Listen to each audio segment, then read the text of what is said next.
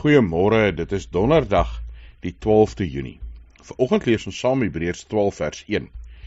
Hier skryf Hebreërs skrywer daarom, terwyl ons groot wolk getuies rondom ons het, laat ons van elke las ontslae raak, van die sonde wat ons so maklik omring, en die wedloop wat vir ons voorlê, met volharding hardloop. Die prentjie wat ons beskerm het is 'n Olimpiese fakkel, die van 'n atleet wat sy beste doen, wat sy beste gee, wat sy alles gee. Dis wat die Hebreërs skrywer vir ons vra in ons geloofslewe. Terwyl ons mense het wat ons aanmoedig, ja, uiteindelik mede-gemeentelede, geloofsgemeenskap wat ons bystaan, terwyl daar mense is wat voor ons gegaan het, dalk ons ouers, dalk ander familielede, mense wat ons iewers leer ken het op ons geloofspad, terwyl daar ver voor ons klomp ander was, die disippels, die kerk deur die eeue.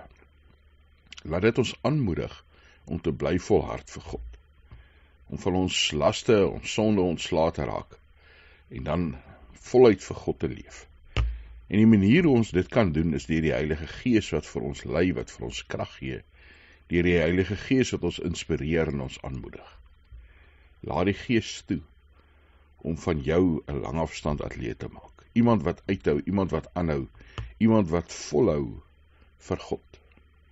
Dis nie uit eie krag nie, maar dis uit krag wat van God kom, deur sy genade.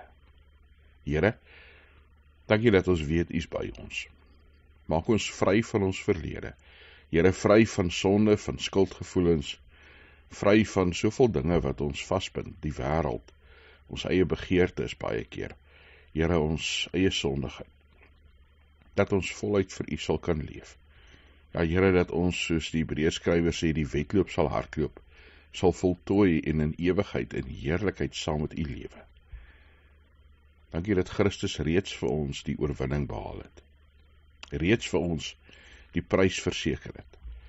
Mag ons volhard op ons geloofspad, wetende dat dit reeds volbring is. Dankie vir 'n geloofsgemeenskap wat ons aanmoedig, wat ons bystaan, wat ons ophelp. Mag ons dit ook vir mekaar wees. Mag ons mekaar ook met sagtheid en genade hanteer. Here, en besonder ook hulle wat buite ons geloofsgemeenskap is, hulle wat U nie ken nie, dat ons sal uitreik met liefde, met die boodskap van hoop, ja, van Jesus Christus. Gebruik ons, Here.